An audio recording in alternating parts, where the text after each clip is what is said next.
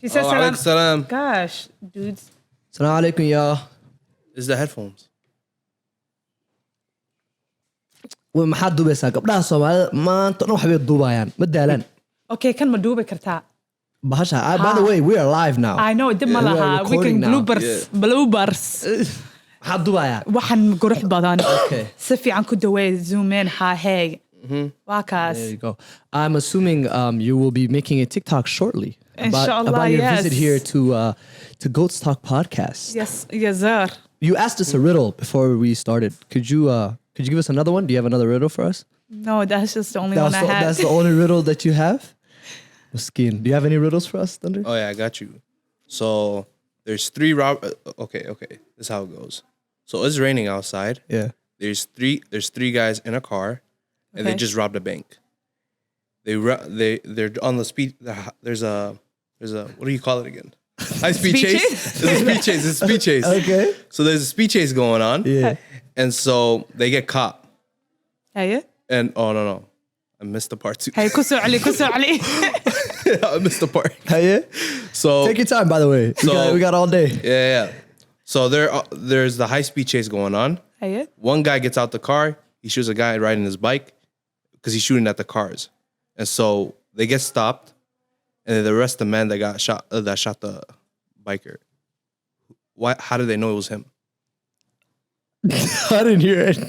Wait, you said Oh yeah, I was jumping around like crazy. You I said have no I got- idea. Okay. Let me start from the beginning.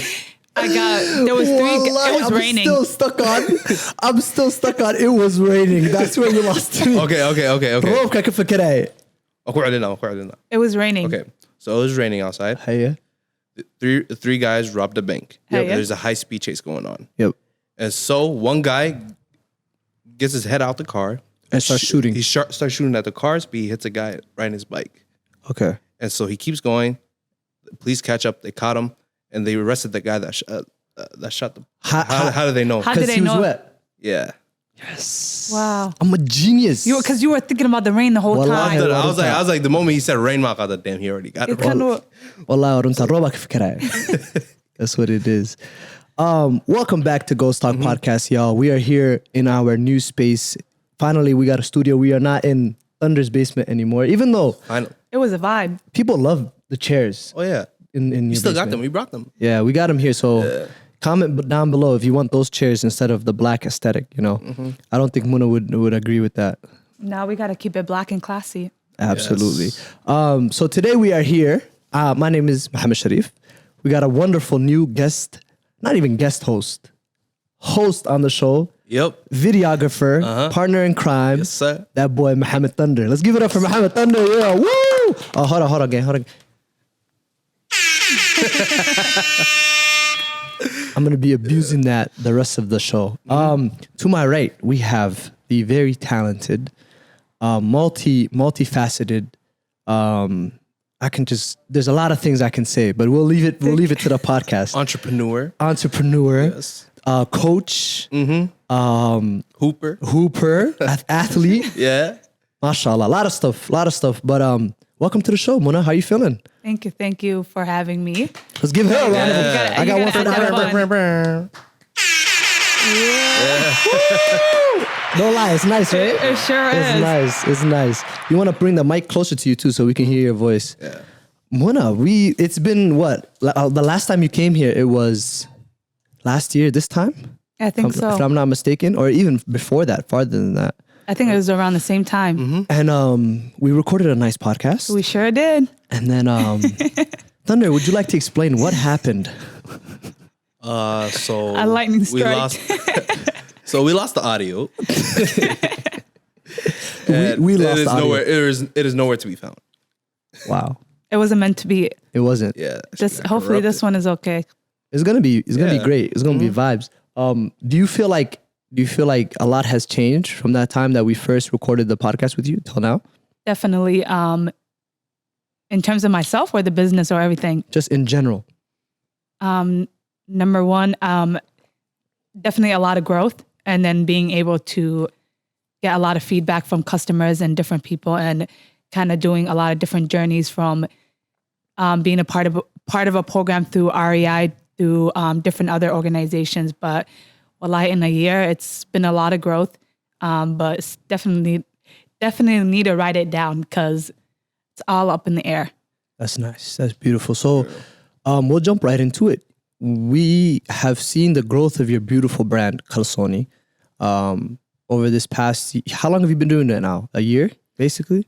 Technically, legally. How long have you been an LLC? Let's say that. Legally, a year. This month is our anniversary for Kalsoni, but I think I've been doing this. It's always been in the air, and not only in the air, but like my own personal experience. And the work we did in Cedar with the girls and the moms, and just the research project and the stuff that we did. So definitely not a year, but more like progress over time of like just building on things and just finally bringing it out in the public. Yeah. So it's just kind of with your experiences, you could say that it's been something that God has been planning for you and putting together for you throughout your lifetime. But now it's just kind of forming into like a physical entity of like, this is your brand. This is the company that you're putting your life into. But wallah, mashallah, we've seen you grow. We've seen you, do all these things, get your brand out there. There's a lot of people, mashallah, in the city and all over the world. I think I've seen people like in Europe, in Asia, wearing the Kalsoni brand as it should be. How does that make you feel? Just kind of the growth of it. Honestly, wallahi, at first I was like, Minnesota is a large Somali Muslim population. Yeah. I got to start where it's home. But I think it really hit me when I was getting shipments from like Finland, Norway, places I've never thought of would reach. And I think that's the power of social media and like being able to work with you guys and being able to work with other creators to be able to push out content. Because if it wasn't for social media or things that we're doing, like, I feel like things would have not grown that way. And I feel like our Somali community, mashallah, we support each other, and then just love seeing Somali girls out in Europe being able to say, hey, Abaya, we want some of your activewear. Let me support you. I think that's like the biggest like achievement to me for it to potentially grow as a global brand. It will be a global brand, inshallah, very soon. Let's backtrack a little bit. The name Kalsoni. I love that. I heard somebody use it in a sentence, like Somali Ohed. And the moment I heard him say Kalsoni, I thought of your brand. So it's just that's first of all, you'll have that like name recognition, which is powerful. But like, what does Kalsoni mean? Like, why did you choose to name your brand Kalsoni? Oh my God, the name journey. Anyone who's starting a business, wallahi, good luck with that. Because I remember you came to me and you were like, help me with a name, and I was like, I don't know. Wallahi, I do remember that moment. I wanted to. Originally, it was Modest and Active. It was Mona Iman Active. It was a whole lot of different versions of the activewear. And then I told myself, kind of sit back and remember what part of life made you who you are. And then just remembering my sports journey of like, even though I went through different adversities and there was a lot of challenges and things that pushed boundaries, I was like, what made me go through what I went through and what made me keep going? It was like my confidence in myself and being able to know that it's bigger than me. And then I told myself, open the Somali dictionary and go try to figure out. I literally wrote a list of things that meant wow, no English today. Something that meant. It's something that meant a lot to yes, you. It's something. Yeah. Thank you. It's okay. It happens to me too. Don't worry. Something that like Somali, really no English. No English. Somali, no English. But it's like being able to believe in yourself. And when I was coaching the young girls and I see them, I was like, what do both of us have in common? And it was like, once you step on that court, I swear to God, if that nigga can't shoot 3-pointers, but he has a whole lot of confidence, that shit gonna make it. Yep. So, whoa, PG-13 probably, right? Just let's keep it. I didn't even register that, by the way. I should, but yeah, let's keep it. Coach Mona off the court. Yeah. Excuse my language, You know what I'm saying? But no, that's alhamdulillah, beautiful. I felt like we were what we all had in common. Whether you're playing sports, whether you're starting a business, whether you're learning how to walk, it doesn't matter. It's being able to feel that confidence. And so in Somali, Kalsoni means confidence or self-esteem or being able to do so, believing in yourself.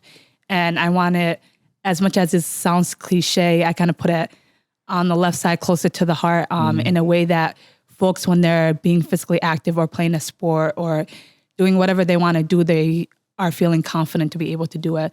And I told myself, don't run away from your language. Have a word that has meaning, interpretation, and these Ajnabi folks can learn something about our culture and our heritage.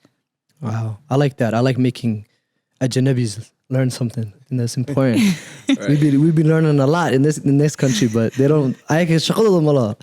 Just vibe out, do whatever they want. I like that, and I think also for you to get to the point where you make a brand and you name it Kalsoni, I think that has that looking for Kalsoni in activewear, looking for Kalsoni in athletics, and like looking for that confidence in athletics has been a part of your life and your journey, right?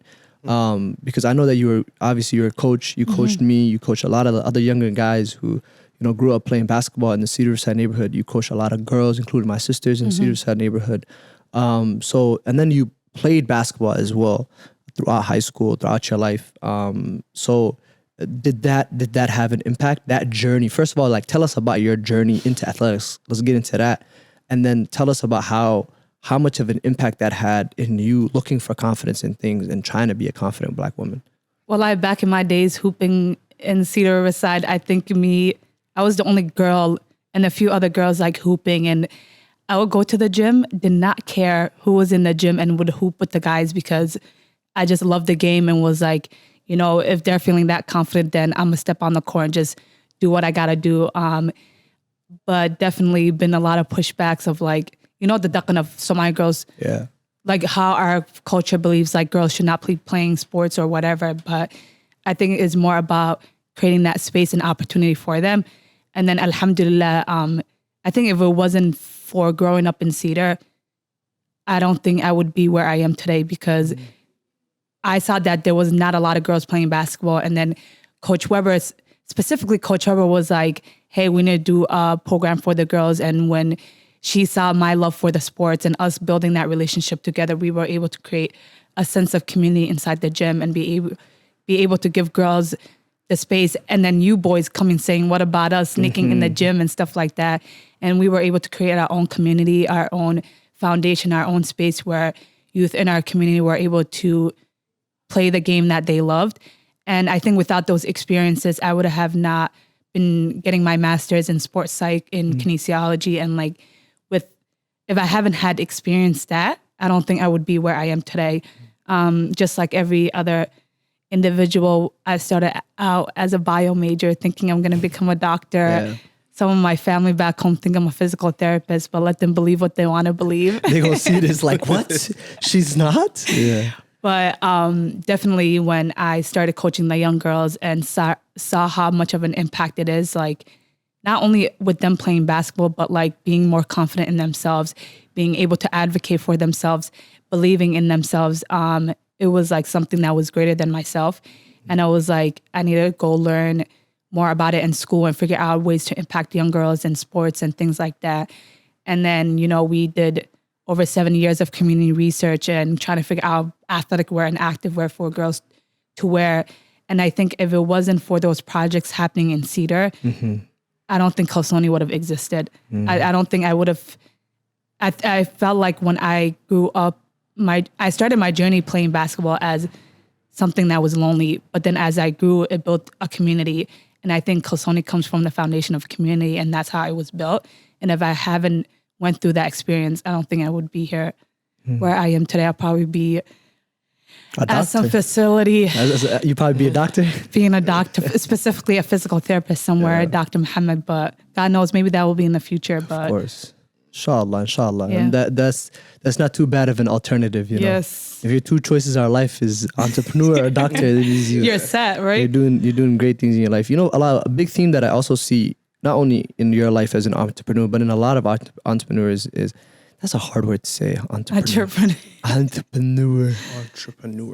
Yeah, it's tough. Yeah, it's like hard on the mouth.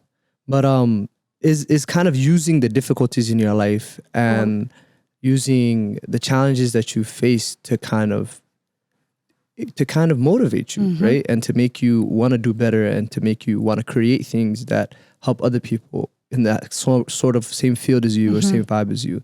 I can attest to that because I grew up in that same neighborhood, Cedar Riverside, and like you're seeing all these things and you're going through all these things, and then you're like, despite all of that, I'm still gonna do what I want to do and pursue these dreams, you know. And like, even when you're pursuing the dreams, you're still dealing with difficulties, right? Definitely. So like with me and Thunder, with this production company that we're trying to start, Rough. it's been rough. And Yeah. like, he can attest to it more than I can. Like learning like how to use a camera and editing, and the computer's crashing on you and you got to reboot it. Like, you see, that's all you do. Difficulties. Just that size. And Yeah. But it's hard. But do you feel like it kind of, like, not to put you on the spot, but do you feel like it's kind of made you better at what you do just because you've been through these hardships and these difficulties? Oh, 100%. There's no doubt about it. Because a lot of the things that we have gone through, well, I short circuited for a second. I think you know what happened? The mic, I don't know, it turned on and off or something. No, probably. He was, you know what happened is he started thinking back on all the, well, just rough times. Rough I went through- patches. And he was like daydreaming. He had a That's So Raven I moment. was like, it's gonna cut to the camera. I'm like, Yeah. Right? Add that in, wallahi. Yeah. But yeah, you were saying Yeah. like just kind of the hard times that you kind of went through. yeah. So like one of them would be like a recent project like I was doing with Danger. So what we were doing was we were working on this visual art for one of his poems, and the one thing that I hate the most is my computer crashing. Yeah. It took me like 3 weeks to finish that. And it crashed? Crashed multiple times. It crashed like 20, 30 times a day. Oh, no. So you're editing mantra. You know, it's like you're working on a new shirt or a new pair of pants, and you're working on it. You're in You're the editing zone. it. You're in the zone. You're and that clipping. minute. You're putting like a pin here, a pin there, and then like somebody just runs in the All of a door sudden- and just snatches the whole thing, and runs off with it. I would be mad. And then you start over. You're like, fuck, I gotta start. And you can't do nothing. Funny thing is, after that project finished, my computer stopped crashing. It went back to It Ali. just went back to Ivy. Like It had to go through rough patches like we all did. The computer's like, I'm gonna teach you a lesson, brother. I think that's a big part of life too. Yeah. Like you kind of go through hardships, and that teaches you lessons so that you become a better person. You know. That's dope. So you, now that you're on this journey with this brand, what's been like the hardest part, like in terms of because like I know it's a lot different with what you're trying to do. You don't have, it's not like you're just buying sweater prints, putting your Kalsoni logo on there. This is activewear, and activewear, it's a lot of technology. It's a lot of like trial and error, right? So what's been the hardest part of that? Not only the fact that it's activewear, but it's modest activewear. So you got to figure out, I'm gonna let you answer it as well, What but was you the got process? yeah, you got to figure out the process of like making it fit, right? So it's modest, but making it activewear, finding that balance. What was that like? Well, even though legally is a year old, it's like I did a years of like development and learning from experts and doing research. One thing I love, I was sitting in the computer for 4 or 5 hours just trying to learn about like the different fabrics, how it touches, how it feels, how it fits on the body. And wallahi, I remember going to different fabric stores and just touching it and just feeling it and just seeing how it would be on a person when they're being active, and then just using my own. One thing that really helped is being an active person, alhamdulillah, and being surrounded by different folks that are active and being an athlete yourself and, as well, like playing basketball and stuff. yeah. like that. So I literally used myself as like a test dummy is what they call, Yeah, or whatever test they subject, call yeah. test subject or whatever you want to call it, but kind of used myself as a way to test out the products. And that took longer than it should have, but and then the hardest part is ensuring that it stays modest, because a lot of fabrics, they stick to the body and then shapes the person's body. And I'm like, I have to be able to be mindful of that. And just like a lot of patience and sabr, like being able to going through the prototypes, the designing, sending it out, waiting for the sample to come, waiting for the shipment to come. And there's a lot of patience when it comes to that. And I'm over here sitting like checking my tracking, like, is that coming? Is that coming? And then another difficulties is like, I'm a person who's very creative. And at 3 a.m. at nighttime, I'm like, oh my God, I have the next project. But then another part of me is like, chill, girl. You just came up with one yesterday. Yeah. So just relax and just see how this one grows and continue to come up with different projects. Like the vision I have for Kalsoni, like it's, you know, I ain't trying to say it out here, but like Yeah. I have a big, Because people be stealing. People be thieving, but we're not gonna get into that. you know, copy and paste. But but what was that? The vision for Kalsoni. Yes, we can. But you were on you're a part of ESPN Business. Yeah. Whoa, Out of yeah. nowhere, yeah. Look at that. The interviewer Thunder is Finally. away. Well, like, he just Yeah. over here I dropping didn't even remember to Yeah. ask you that. But No. My IG story got faded. One thing I'm going to say, wallahi, social media is scary because like wait, why do you say that? because people like base people's reality by social media. And I have like family members and people making slick comments like you rich girl, like type of thing. But like wallahi, they don't know the hardship when it comes to building a business. And one thing I went through as like of an individual who's Black, who's Muslim, who's trying to tap into this market, it's very hard to get funding and it's very hard to get capital. And then the way that I had to do it is something called bootstrapping, which is basically funding yourself, taking the money I have and putting it in my business. And it's the money you put in and what comes out, it takes time. And for people to really think that I'm a rich, inshallah, whenever I get there, you know, I'm just a regular working class person like everyone else. But it's just that idea that people just see things on social media and believe that person is like living the dream. But in reality, to get to that point takes a lot of time. Absolutely. So it's kind of funny when like I have people making slick comments like, oh, Adi Rachat, this, get the dinner or do that. I'm like, only if they knew what's going on. But alhamdulillah, like the journey of like from going through an incubator through Target or through ESPN and other things, opportunities that I've had, you know, alhamdulillah for that. And I think it's just a small starting point. And it's a way for us Black Muslim women to get recognized in the space because only like 0.6% of millions and billions of dollars that go into businesses that goes into Black women startups. So the numbers are really, really small. But alhamdulillah, like the journeys that I've had, it's all through Qatar of Ilahi, and it's a small step in a bigger picture that I want to get to, you know. But alhamdulillah, that's all I gotta say about the other things. Yeah. So you just like I'm hearing all these like mashallah big companies and all these different things. Obviously, to get to that point where you're connected to these different entities, there has to be networking involved, right? And like just from our relationship, I know that like networking is very big for you, and it's something you're really good at as well. Mashallah, right? Allahumma barak. How important is networking to being an entrepreneur, and how important has networking been to your kind of journey? Definitely, it's all about who you know. I can't emphasize that part. It's literally who you know.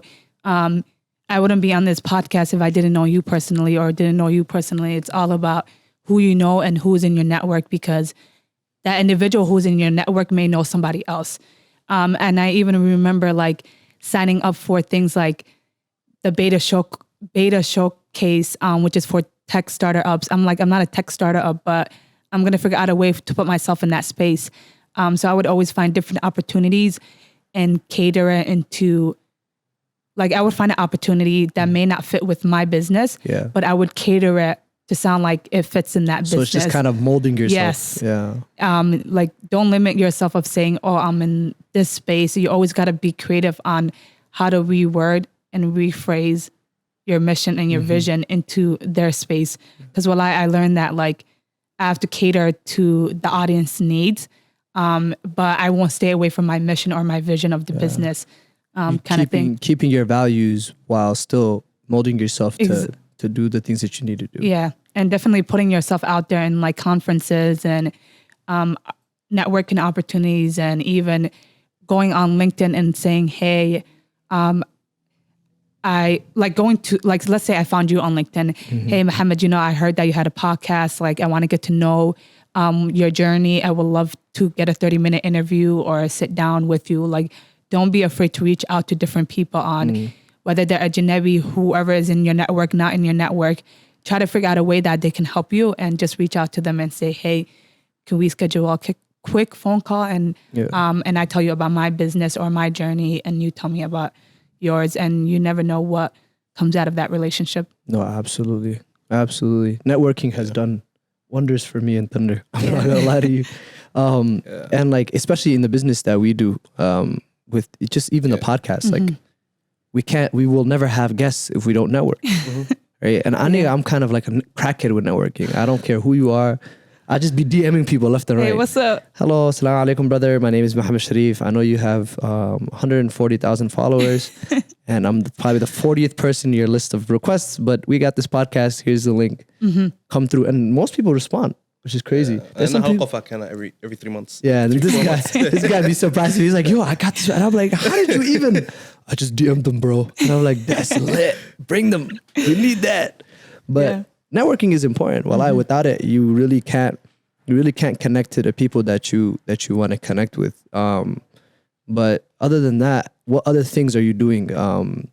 Like in terms of just continuing your business, like what's the nitty gritty? So like we have a segment on the show last time you were on here, right? Called Let's Get Practical. And what we try to do is we try to give people resources, right? So it doesn't necessarily specifically have to be how to start a modest wear brand, right? But like in terms of if there's somebody at home and they want to become a businesswoman, like let's say a 15, 16, 17-year-old woman, what advice would you give her what practical advice would you give her to kind of boost, to kind of start her journey with that, right? To kind of start it out. Because there's a lot of people who want to do things. Like just today, I had a meeting with somebody who wanted to start a podcast. And I told him the best thing that you did today was come in and talk to us. Even though, how many episodes have we recorded? Not even 15, 16? 15, 16, not even 20. We don't even have 20 episodes out yet. So like, we're new to this. Right? But we have experience like losing your entire podcast. Like mics not working, like cameras turning off, like people not showing up, being organized, all this, that, and the third that we experienced just in a year's time of just being in the business of podcasting, right? So I told him I can help you a lot because I can tell you where I fucked up so you don't fuck up there. So like to us, I think creating that access, and I always try to reiterate this as much as possible, but creating that access and bridging those gaps, especially within our community, is very important. Because you know about gatekeepers and you know about gatekeepers, and we all unequivocally hate gatekeepers. I can't stand gatekeepers. And it's not necessary. You know what I mean? Everybody has room to win and everybody has room to grow. And the creativity is important, obviously. But like, I didn't mean to like just go on a tangent, but how important, like what important things can you just kind of give to somebody? Especially, I think it's different in a way to navigate in the world. I don't want to make it about that, but I don't want to also disregard the fact that you are a Black Muslim woman in America. It's different navigating than for me. I mean, I have a level of privilege. Whereas you guys walk into rooms and have a certain identity, especially with the hijab on. Yeah. And you have to navigate the world with that. So that advice, I think, is really nice if it comes from someone like you who's doing what they're doing, to somebody who's interested in becoming a businesswoman. So definitely is first of all, whatever is meant for you is going to happen. So whether it's another brand or whatever you want to build, whatever is meant for you, well, I'm a strong believer of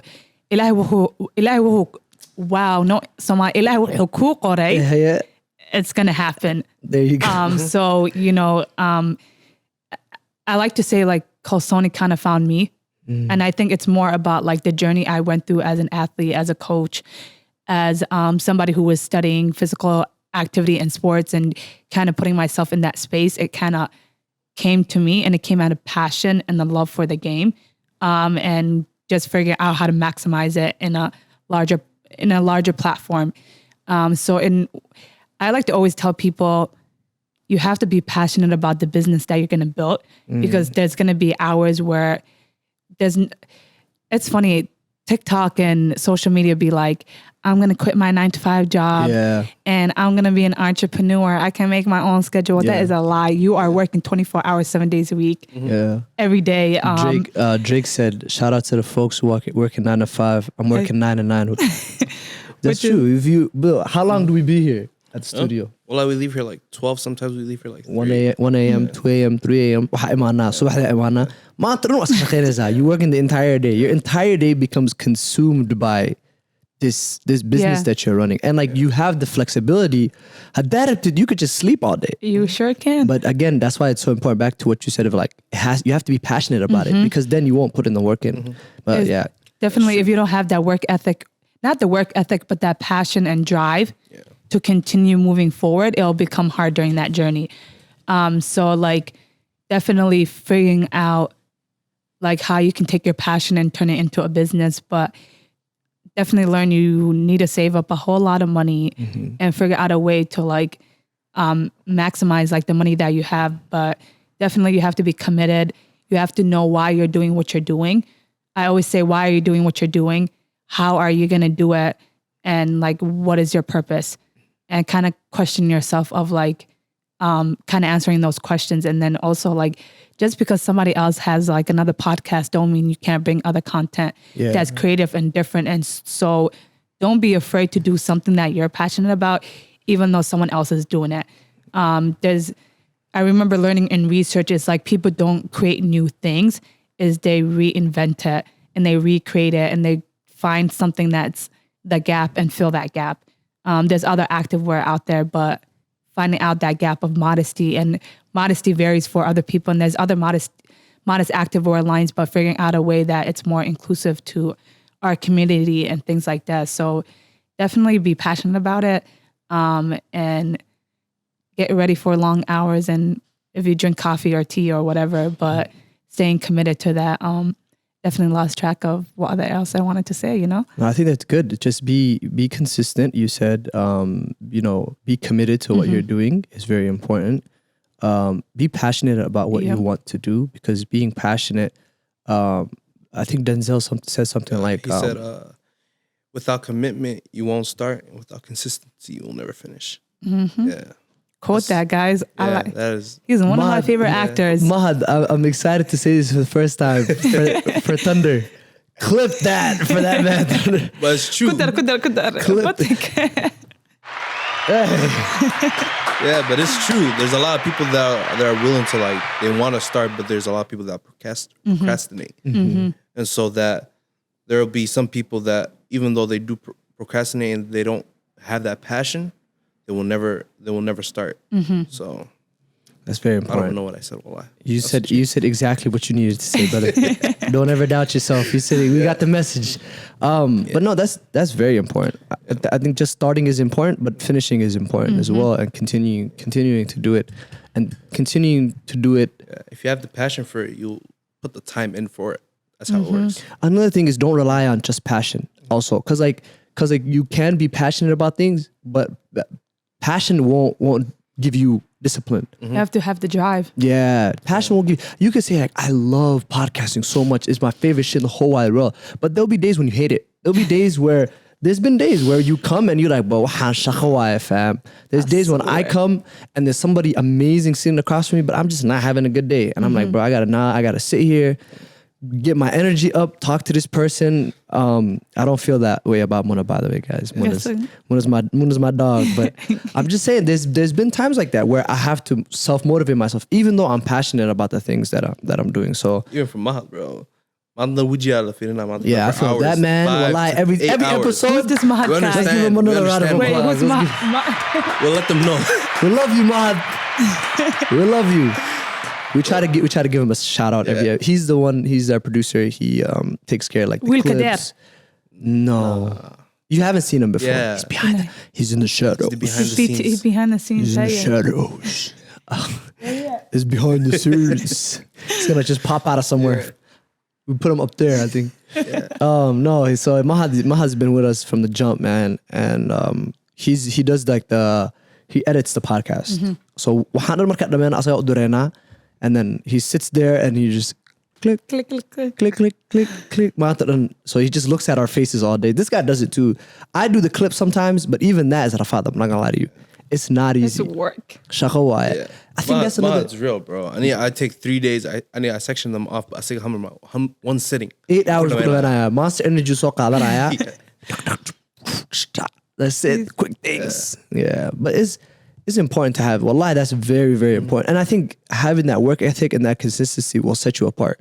A lot of people start things and quit. That's the first thing that sets people apart. It's like people will start a clothing line and do it for like 2-3 years and quit.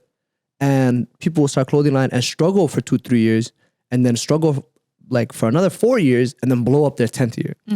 And then they become like the number one brand in the world. You know what I mean? It's about that consistency, because the longer you do things, the better you get at it as well. It's just practice, you know? So that's all very important, man. Speaking of practice, Muna was a mean coach. I'm gonna tell you I guys was that. not mean. I was. She used to There's make a us. difference between being mean and getting you prepared for the real world. Oh yeah, running a lot helped us prepare for the real world, right? Hey, Her you answer to should know- everything was go run. Well, Take a I lap, remember take a the lap. first few years that I think I started at the age of 15, 16. Coaching? I was young. You guys were what, third graders? Wow, 15. When You were not 15 when you were Wallahi, coaching us. when I was young. How old? We were We're not going 17. to drop the age, Yeah, we were- ages, but like Yeah, we were like We don't 7 drop no years. back before I had my own team, Yeah. and Coach Cheba had her own team. Yeah, You remember? Yeah, and you would come and And you guys were what? I 7th, swear, 8th graders. Wallahi, you guys were face. Not to drop names and stuff, but like young- Faisal and them were like what? they're third younger gra- than me. They You were, right, you yeah, right. they were like they were third graders. Yeah, they were. Because you were younger with than me. Coach Cheba's gang. Yeah, And I had my own gang. that's true. That's and then we true. came together. and they used to harass them. Yes. No, my goodness. No, the reason why I said that, I remember the first thing I used to say as a coach, when these little boys would be telling me, "Coach, put me in the game," I look at them and say, "Who your coach? Who's the coach?" And then I'll be telling them, "Sit down. You're not gonna ask me to get in the game." Coach Hernom, bro. It's the first thing. Coach Hernom, bro. Bro, funny. Oh my god, I have this kid on my. I'm not gonna say his name, but there's this funny kid. Oh my god, one of the funniest people I ever met in my life, and I'm coaching him, and he's just getting into basketball, you know? Yeah. So yes, big Somali, right? So he does one of those. He comes up to me. He's like, "Coach, put me in the game." And I told him, "Yo, you got funny, right? I'm So not you putting know the what game." I mean now. Yeah, and he goes to the bed. I can hear him. Wallahi, mesha mate lugoya wal mado. He starts taking his shoes off. See, you know how I feel now. I do. Coaching is not easy. I was easy to coach though, right? You or Coach put me on the sideline. We're not gonna. I was a hustler. I don't know if I was that good at basketball at that age, but I used to Yeah. Hella energetic. hella energetic, running around. Not tired ever. Never, yeah. I don't get tired. And then we got Mr. Hot Sauce right here. Hey. They call him Hot Sauce, you know that? For what reason? You never seen the crazy guy Hot Sauce that be doing the crazy Philippines drill? champion, yeah. That's you. Yeah, yeah. We're gonna have to. Back then, high school. We can go to Lifetime right now and check it out. Coach Shekha, bro. Shekha, Coach yup. Shekha. He used to do the Sham God. That. Crazy stuff. Muna has still not beat me 1-on-1 though. Listen, It's crazy. you know what's crazy? I hate when niggas be like, "Play me 1-on-1." Does that happen a Play lot? me 1-on-1. Play me 1-on-1. Let me tell you something. The game of basketball is not 1-on-1. Okay. Okay, that's true. There's a reason why there's 5 people playing against 5 people. That's very It's supposed true. to be a game about teamwork and working together. Mm-hmm. That 1-on-1 stuff, ISO I'm not a fan of that type of game, because at the end of the day, you're separating who's the best and who's not. And there's a reason why there's positions. That's very true. There's a big man, there's a point guard, you know. Small forward, We're not the power same forward. position. Very true. So if you're going to see me under the hoop, we're going to talk a different game. But at the end of the day, I hate people be saying, "See me 1-on-1, see me on the court." That's not my game. Oh, Hassan, come on. Nah. You beat me 1-on-1. No, I'm joking. That's I think not you my probably game. have. I think you actually probably have. I hate that 1-on-1 stuff. When I was younger, like now though, I doubt it. It's not my fault. I had knee surgery. Come on now. Now we basically the same height, so you have neither of us have any Yes. excuses. Well, we can play 2-ball, and that's a different story. I can't shoot to save my life. That's what See? she's saying. That. See what I Me mean? neither. You can play 1-on-1, and I can shoot. Okay, that's true. See, we not the same game. That's very fair. That But is if we very were on the fair. same team, that's a whole lot of different game. I think we got that chemistry. See what I mean? I would see you in the paint like, That's what we got to I can't do. shoot on it. I dribble. I mean, the Harlem Globetrotters, I'm chilling, bro. you turn it up, you break your ankles, yeah. Just That's what we need you to do. Huh? You break the. You're gonna break their break them press, and then pass. and That's you're it. gonna pass that down. You know, you feel me? Break that Each of press. us different you know what I'm gonna be doing? This is what I'm gonna be doing. Somebody's like coaching a team, right? And then she'll sit in the crowd, right? And watch the entire first half, right? And then she'll walk around to the court, to the benches, and she'll go to this coach and say, listen, you need to run this play, this offense. You should run this defense. You guys are up 6 points. So press here, do this, do that, run the triangle, right? And then the coach is like, and then he's like confused, like, who is this? And then she goes to the next person and says, listen, you guys are ass, okay? No height. So you need to go into this zone, run this triangle offense, and they do it, and the entire game changes. And I don't know, we're just sitting there like, bro. I'm telling you, these Somali tournaments that I be coming to, Hota, wallahi, I'm not gonna lie, when we used to go out in games, if I wasn't there, y'all would lose. Absolutely. If I'm there, wallahi, I'm not capping. Absolutely. Yeah, you were coaching last year's tournament, were you not? For which tournament? The girls tournament. Yeah, the girls tournament. Yeah, we got our championship. You guys won, right? Of course, what you mean? Matter of fact, again. Yeah. Come on, down. Well, I remember at the Jamad basketball camp when there was a tournament when I saw a team that needed support, and wallahi, they were on the bottom team, but I saw that the team had potential. They just needed a coach or someone to show them what they're capable of. You can see that diamond in the rough. And I brought them up to the championship, and they were able to take what they have and bring it. But definitely, I'm not gonna lie, like, you have to be able to see.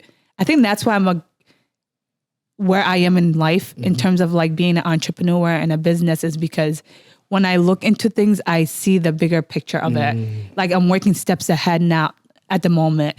So I'm planning out like, hey, if I drop this line, what is the next 2 things that I got to do? How do I fix that? So like, it comes from the game of basketball. I need to be able to sit on the bench as a coach and visualize the whole entire court and not just focus on one thing. But definitely a lot of perseverance and hard work. You kind of learn it as an athlete, and kind of even more as a coach when you got people telling you, coach, put me in the game, versus the ref yelling. And wallahi, I remember there was you got beef with refs too. There were so many times. It's crazy because when you're coaching and I'm going on the court, it's like, I remember so many different times where somebody was like, where's the coach? And I'm like, you're looking at her, and like there was like this disbelief that a Muslim girl can coach. And just remember, I was going to Iowa and Florida and different other places of like, even you guys as boys who carry the names Muhammad and Abdi and Ali, I just remember like when you have other black folks saying, where y'all from? Oh, we're from Minneapolis. No, really, where y'all really from? Where y'all from? And I'm like, what else do you want to know? We're from Minneapolis, Minnesota. And that's where the conversation comes of like, us Somali folks or Oromo or Ethiopian or us East Africans playing games of like carrying a different name on our jerseys and stuff like that. And it's like a different ballpark, especially when we're going to tournaments outside. And it was even interesting the first year when we had our girls' sports uniforms.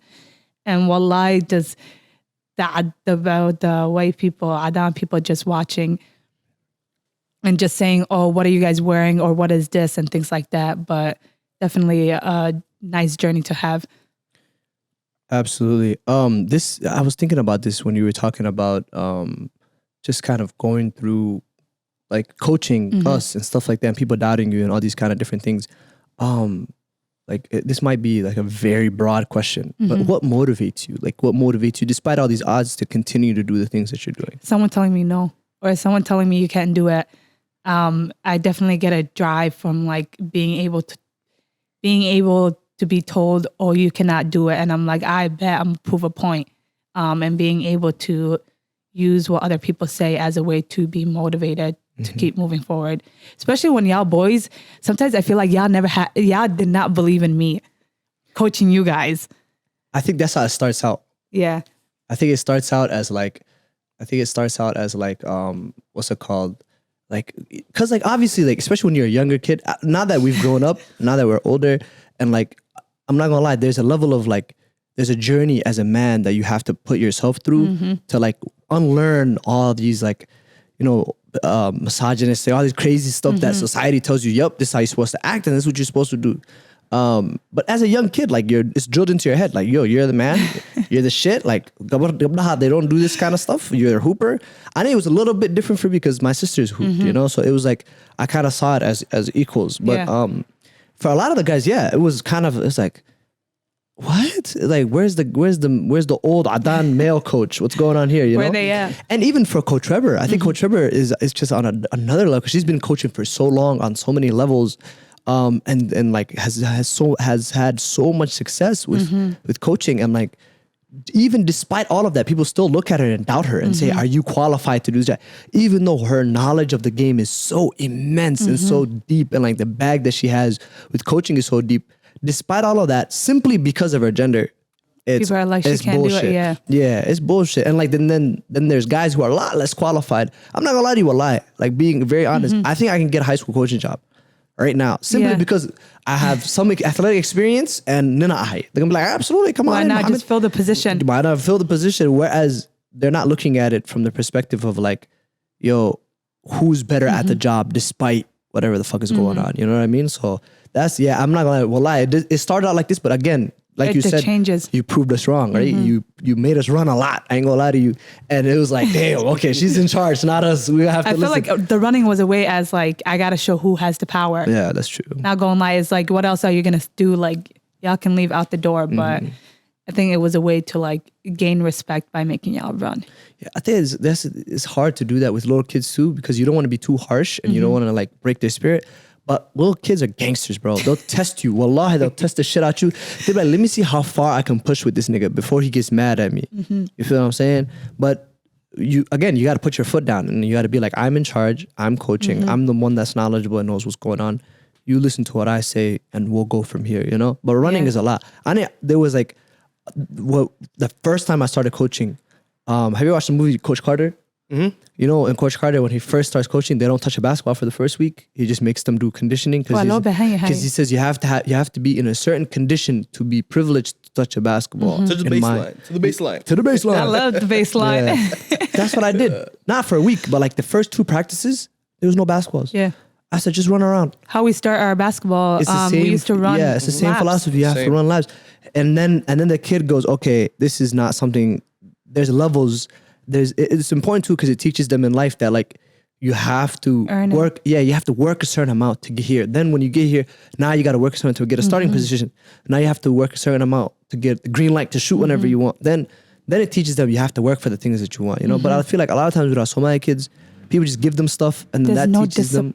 Let's say Somali. Okay, I'm not even gonna say it. Go ahead, come on, now, talk your Somali shit. boys. Yeah, absolutely. I feel like I don't know. It's from my own personal experience. Not saying all kids, but like you got to put a lot more work into the Somali boys. And it's like you have to repeat, and keep them disciplined because they just think, Yeah. Skillet. I think also, to a certain extent, with my experience at least, the women in my life, I've always had like self-assigned responsibility, self-assigned like drive. Like none of my sisters, nobody's ever had to sit them down and say like, you have responsibilities. But they just knew. They just know, and then they just go and they do it. It's like an innate thing. Like a ragga, like I feel like and I was having this conversation with Kamila Somal too.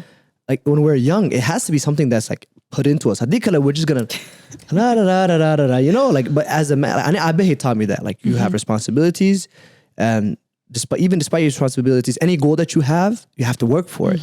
You have to set that discipline there for yourself. It has to be self-driven, self-motivated. And like, alhamdulillah, because of that, I've never struggled with like being self-motivated. I don't need other people to motivate me. I don't need challenge to motivate me. Well, I just wake up, crackhead activities. I go and shaqa'ad. Nobody has to tell me what I shaqa'ad.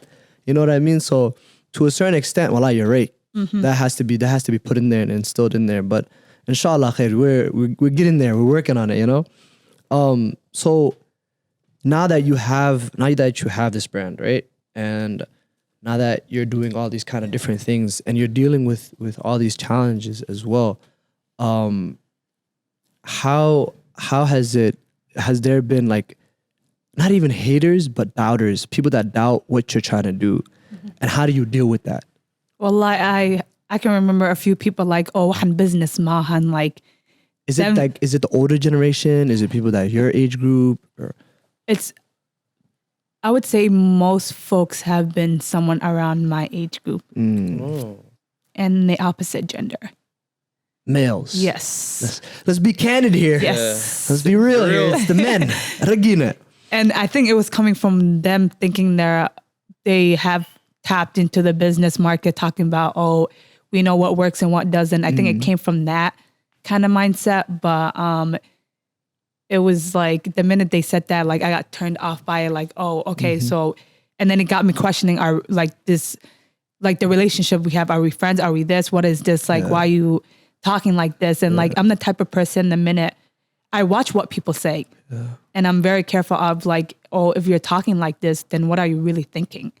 Because like what you say, you really have to say it out loud. If you say something out loud, there's more to it in your mind. It reflects on who you are inside. Absolutely. And like I'm that person who can cut cold turkey. Like the minute I find something off about a thing, individual, or whatever it is, I will take it away from my life and just like I'm done. But definitely here talking about like how you different than anybody else, or like what makes you like apart, like how you're gonna grow from this having this type of style or one piece and things like that. But you know, there's always gonna be somebody having to say something, and other people are like one of the things is not about haters, but one of the things that really frustrates me and gets me annoyed, it's like people asking for discounts. Let's talk about it.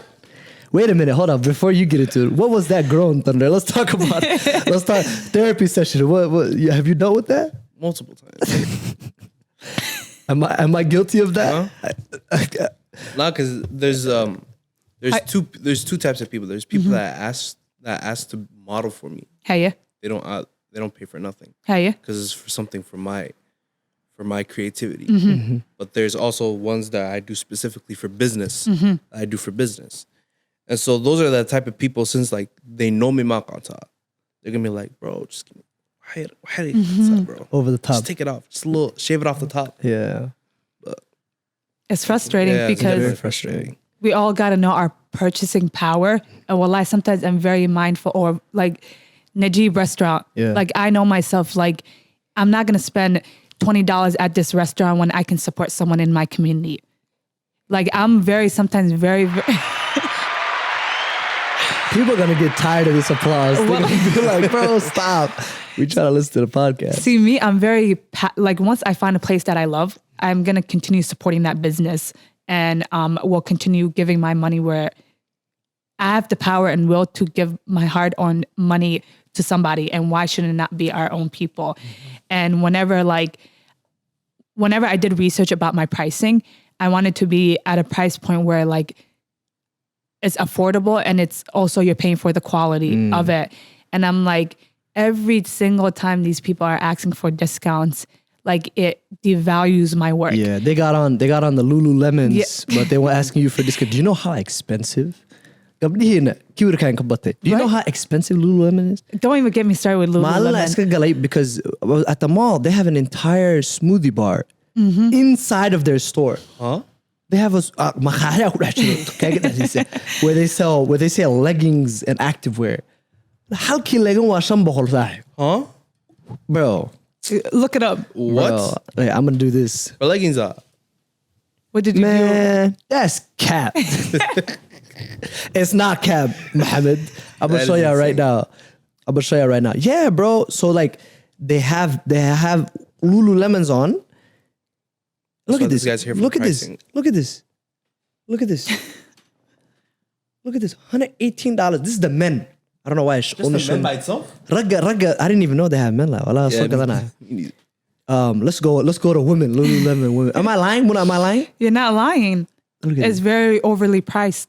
It's overly priced, and they're willing. What's up with that? Why are they willing to pay that much? Okay, I exaggerated. That was cap. It's not. It's not $500. It's not $500. But yeah. $128 for a pair of leggings. For a pair of leggings. If I'm not mistaken, Walmart you can get a pack for $25, right? I'm not sure. A pack for $25. I think it's the same with Rick Owens, bro. The way that the people buy it just because it's name Rick itself. Owens. Yeah, Rick Owens. That guy's. I don't care who you are. I don't care. I don't even know who he is. I'm not gonna lie. I don't care. What about homeless clothes? Rick Owens. Huh? Coco over there talking about no Rick Owens slander. Look at this guy. He likes him? He himself, Rick Owens, vampire. I don't care, bro. Ani ninka miss nakano, and any level of success I get, wah kamusuga Rick Owens. I could give a fuck. Man, Rick Owens is up. I got beef with you, cuz I'll show you, fam. People love his clothing. Homeless wives, fam. And no offense to homeless people. Because even to them, pause. We need to be careful with the words we saying. Wallahi, bro, you think I'm lying. You actually think I'm lying. Hold on. You're lying. This is $5,000. For that? $5,000 for a You know what $5,000 can do for me? For a string like this, one string like this, there's 2 giant holes right here. And small Rick Owens. So just prove me wrong. It's fine. If you have some sort of like fashion theory about why it's worth $500, by all means prove me wrong. Right. Like as of today, that shit is ass. That shit is a two pack of ass. Yeah. Whatever that nigga Joe Budden said. But they're willing to do that. They're willing to pay all that, but they're not willing to invest in something like you said in their own community that they. Like keeping, that's another big thing, is like keeping the Somali dollar circulating within our community. Paying $100 Other communities know how to do that well. I'm not saying we all are not like that, but it's like you have the power and control to control your money and where you put it and who you invest in and where you take your money. So when you come here and telling me, it's like, yes, I know you're going to go to a Somali mall and try to bargain, but remember that person that you're bargaining with has a family, people to take care of, food to put food on the table. It's like people are so quick to ask for a discount when they don't realize that this person is trying to make a living. It's crazy how we're so quick to put money in somebody who's already wealthy, but like our small business owners or people who look like us, immigrants, everyone else, it's like, you're asking for a discount. And I always tell them, like, every time they say, oh, mahabatan bis, suel mala socdo. Like, let me say that in English. They'd be like, it's not a set. It's not a set. It doesn't come with pants. Only if they knew the minimum quantity order you have to purchase, the amount of money and things that goes into what is that? What's the minimum quantity? Like when you work with manufacturers, they're going to tell you, oh, in order for us to work with you, or you're going to buy from us, you have to be able to purchase at least a minimum of 200 or a minimum of 300. So it's like... So they do bulk orders. So like some people are like, you can't go and say, I'm going to get 20 pieces and see if that sells. We have to invest in ourselves of buying over 300-400 products and hopefully banking on that those are going to sell. So like we're already investing our money in buying products. And then when people are like, give me a discount or why don't you have pants? Or why don't you have this? Yeah. There's a growth to the business and you have to start somewhere. And a mentor once told me, like, don't buy a whole lot of stuff, especially for clothing lines. Don't buy a whole lot of stuff. Like find a piece that has meaning, that has potential, and start with those products. And that's why I started with the top. And that's why I started with the hijabs as well. Like as a Muslim girl, I'm defined by my hijab and what I wear and my modesty and how... pants you can find anywhere. Yeah. And inshallah, as my business grows, I'll bring those. So like go ahead. I want to talk about the hijab because my sisters played basketball and I remember watching them play basketball, and it's another level of skill to dribble with this hand and to fix your hijab with this hand, and somebody's reaching and you're going behind their back and you fix it like this, somebody's reaching, you blow past, you hit a layup, and you get up, you come back down and you fix your hijab a fourth time. What was that like? First of all, what was that like, right? And then did that experience, that it's to a certain level, it was Rafa's dib, right? Because I'm not wearing a hijab, I'm chilling, I'm going up for the layup. Only thing I'm doing is fixing my shoes, I'm going like this. But did that go into engineering the hijabs as well, and like making sure that they fit a certain way and they were snug and they didn't like move around? Yeah, it's definitely with the existing sports hijab, is like you have to sacrifice style. That's what I realized. Some hijabs that are meant for sports, I've seen like companies came up with these sports hijabs, but when you look at it, it's like, it's not stylish or it's not fashionable. It looks like a swim cap. Wallahi, I remember when I did my research with the girls and they're like, oh, these hijabs makes us feel like we look like fishes, like snugged in. And like, as a young girl, you want to be fashionable. You want to still look cute. You know, you got basketball players wearing nails, you feel me? Yeah. But it's like, they want to be able to feel like who they are, still look good.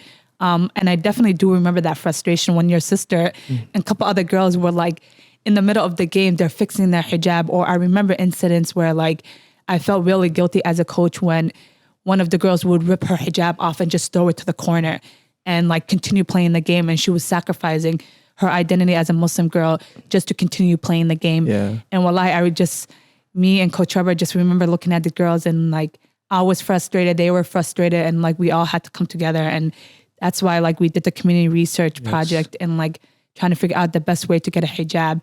And a lot of the work that I put into Kalsoni did not start off because I thought about it. It's more about, I saw what the community-based research project did. The sports uniforms we created, the sports hijabs we did, the athletic wear that we did with the moms and their daughters and their grandmas. Like I took what work that was done and just put it on a larger scale and just want to continue using that platform of working with the community and doing that. And every time I get like a new hijab or a new thing, I'd be like, hey, like test it out or try it, or like, let's go on the court, let's test it out and see if it works. But there's a lot of room for growth. And inshallah, we get to that point. Yeah. I remember that was a really cool experience too. Just watching you guys.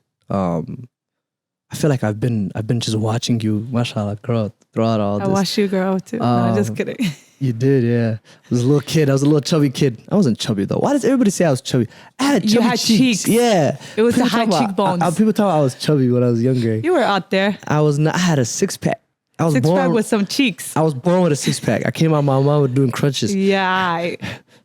But that was beautiful because alhamdulillah, I remember you brought the moms actually.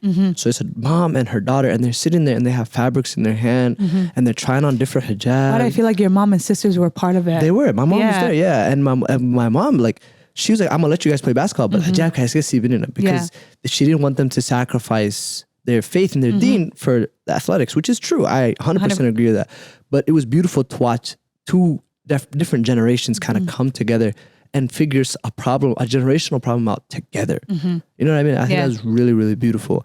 And another thing, so Hamza is not here today, obviously, but he always likes to give people their flowers on the show. And I think that's, it'd be really cool. I just had an idea. What if we just bought flowers and we gave somebody flowers every time we gave them their flowers? Yeah, definitely. That would be fire, right?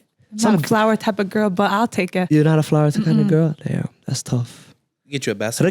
Why not? I would not care because I'll get more use out of a basketball than a flower. I can't dribble this. What am I gonna do with this? It's gonna go die somewhere. But if you're a flower girl, Plastic. I'm a flower guy. I like flowers. She's talking about girls. If somebody buys me flowers, I tear up. I go, thank you so much. Hey, I love flowers. I don't know why I'll lie. They're just beautiful. Bro. Right? This guy's like, just buy me a lens. That's what it says. But that would be fire. But obviously, of course, on the show, we love to give people their flowers. And like, I think earlier you were talking and I realized something. First of all, the idea that you have, despite it, like you said, Kalsoni came to you, right? But this thing that you're trying to do is genius to a certain extent, because there's always been, I think the measure of genius in my eyes, and like the measure of a brand or a company doing something powerful, is when that brand is solving an issue in the world, right? And a huge issue for Muslim women all over the world is, how can I remain active and go to the gym, but me be modest at the same time? And I saw that firsthand with my mom and my sisters. They're trying to go to the gym, they're trying to hoop, they're trying to stay healthy, but how do I do that while still being covered up? And then now if I'm covered up in the clothes that I wear every day, it's not the material. Doesn't feel comfortable. Doesn't feel comfortable. Doesn't hit the same. So then now a lot of women are sacrificing their faith to feel comfortable to wear these clothes that are revealing to a certain extent, right? But what you're doing is you're saying, hey guys, I've taken these fabrics that feel comfortable and that are for athletic wear, that wick the sweat away, that make sure that you're feeling good, and I've put it together with this modest clothing so that you feel modest and comfortable at the same time. So I want to give you your flowers for that. I think that's a very beautiful thing. We're not gonna press the button that I'll take those flowers. Yeah, that class. But mashallah, that's just an amazing thing. And inshallah khair, like you're gonna just continue to grow and to continue to do powerful things. So before we end, we always ask people to come back on our show. Hey, yeah.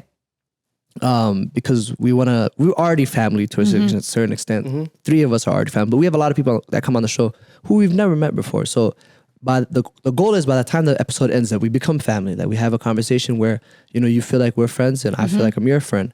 I think we're good off that. I think we're set on that. On that part. But we'd love to welcome you back in a year's time, inshallah.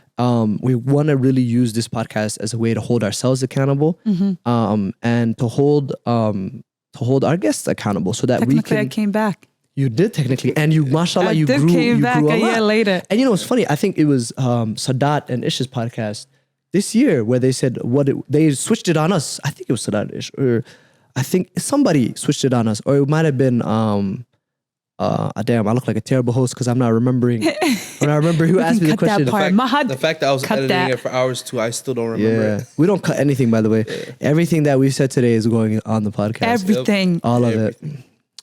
Tough, right? Real tough.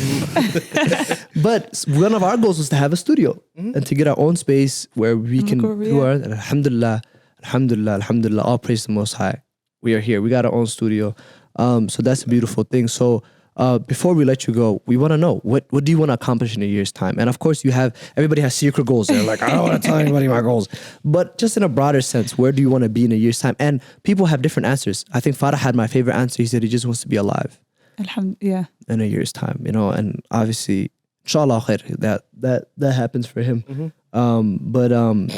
See, like that. I'm just saying, that's what else can I say?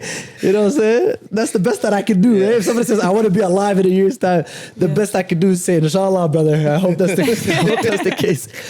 Don't we all, right? Yeah. But yeah, so what would you like to be doing in a year's time? And inshallah, we'd love to have you back on the show as well. Inshallah, I would love to be back if God wills. Yes. If Allah wills. Inshallah, I don't know. I'm a person who thinks, what am I going to do the next day? Yeah. And like one of the challenges that a lot of my mentors or people around me is like, what is your 3-year goal? What is your 5-year goal? Where do you envision yourself? But I like to be present in the moment. But inshallah, in a year, that's a great question. Maybe I'll have the answer next year. I'm joking. So what you think right now? Well, that's a great question. Inshallah, I hope that I continue to grow not only in my business, but as an individual, learn from my mistakes and have a lot of growth. Definitely. I'm trying to think. It's dead, bro. I know that for a fact. Oh, it died? Yeah, that's what I was trying to tell you. That's why I sound called Coco. I was like, yo, change the battery real quick. That's fine. Should we redo this? No, we good. Well, I think it's probably like the last 20 minutes. You see how I'm Both of our cameras are on. This happens all the time. This is why We are an authentic podcast, Yep. guys. I'm diverging the answer. We are an authentic podcast. Let me say that into the mic. We are an authentic podcast. So yours dead too? No, mine is fine. Yeah. Just that one. Yours is fine too. You look great, mashallah, by the way. thank you, thank 10 out of you. 10. Great. This side is your right side. I think that's your good side. He watch. He remembering too. Wow. Yes, I think that's your good side. It's because every time we try to take pictures, I have to. You gotta know your. they'd be like, "Let me stand over here." I'd be like, "Fam, we really doing this?" You right gotta now? know yourself best. And I got 2 good sides, Hey, yeah, okay. and they both on the left. Anyways, أيوة واحد بواكو كل صنتا. did you get that? Huh? I have 2 good sides, and they're both on the left. Which means I have 1 good side. That's a terrible dad joke. It sure was. Yeah. حبت كوديفو. No, there's a Man, that's cat. crickets. I don't think those my are crickets. I think that's like a creaking. I don't know what the hell. Let's what does this do? Ooh, I should have done that after. We got a whole. We've upgraded. Ghost Talk has upgraded. If you see just a butler just standing here the next episode Why handing not? me grapes, don't be surprised. Don't be surprised. But yes, What's that guy's name? from Batman? No, the butler. The butler's name is Gustavo. Stop. Is it really Gustavo? From Batman? No, from Batman it's shit. What's the butler's name? Yo, Coco.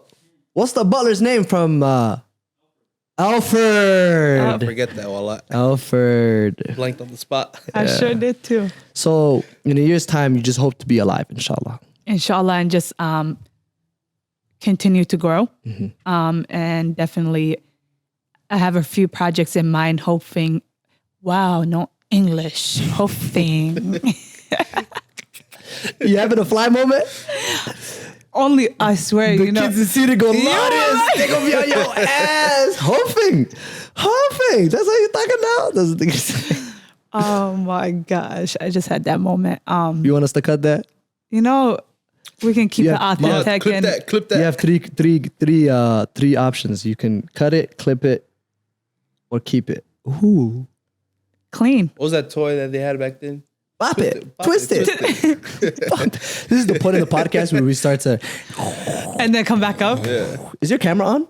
I'm not sure. It's on? It's not? Is it? Because I have a question. I have a cool question for Thunder. Not a cool question, but a funny one. Yeah, let's do that. Yeah. By the way, guys, behind the camera today is Coco? the ever so talented Coco. Let's give Coco a round of applause. Yeah. How did Coco get his name? Ooh. Thunder, how you get your name? And you know, you tell me about your name change. What do you mean my name change? What's my name change? Didn't she used to go by Mogo? I still go by Mogo. Oh. Just certain people. Now it's on the podcast, so not everybody. Congratulations, Mona. Could you Now for you one more told- time, please? Are we both in the shot now? Awesome, thank you. You can beep that. Well, no, I don't care to be honest. But only people from Cedar knew that. Yes. The whole So Mogo where thing. y'all get y'all nicknames? Mine is like an old Snapchat name from Yeah, like that's how a lot of people. 2000, I nigga, 2014, bro. Oh, 2014. I said 2000, nigga. 2000. I I'm don't like, think y'all damn. were alive then, were you? Forget alive. Snapchat makes you That's why I say 2000 something. 2000 something. I nigga, I'm just gonna leave it at this. Very deep and philosophical individual named Mo Bands. Who used to chase. Gave me, don't do that. Don't do that to my bands. But gave me the nickname Mogo. Hey, yeah. If you want to know, He's a legend. If you want to know why and the story and behind all that, like and subscribe, and we'll tell you the full You story. can find that on our Patreon. Our Patreon. If you follow the link on our Patreon, you can find the subscription that allows you to know the names of all of that shit. Yeah. The quick ass fucking. Oh my goodness. But yeah, that's how I got my name. Thunder is Snapchat name. Muna Gang. I was a is big just OKC because- fan. What about Coco? Coco Puffs? No, I don't know. I actually have no clue. You We're carry gonna have around to- cocoa butter? Okay, so what we'll do is this. It's cocoa butter. It's not that. Don't do Is that. it? Is it? Cocoa butter? Hey yo, he said. What? Coco Hey Puffs? yo. Man, that's cap. That's not it, guys. Neither. Well, We'll figure it out. We'll figure it out. Everybody tag Coco below. Yeah. And or comment we want Coco and we'll get him on the show. We'll get him on the podcast and he can tell us himself. See Good what I'm doing idea. there? You see how I'm flipping everything? I That's that see you. entrepreneur mind, you know what I'm saying? But it's coming to the end of the show. Inshallah khair, I wanna wish you the best. Hopefully we'll get you back in a year's time and hopefully drive safe out there when you're What's going on with that, Thunder? Thunder has beef with deer. Hey, yeah, tell us about it. So for everybody that's been on the podcast, at my old crib, I'm at my crib. Yeah. Where's tell your them crib? what- Where do huh? you live? I live in We Blaine. can't drive- I live in Blaine.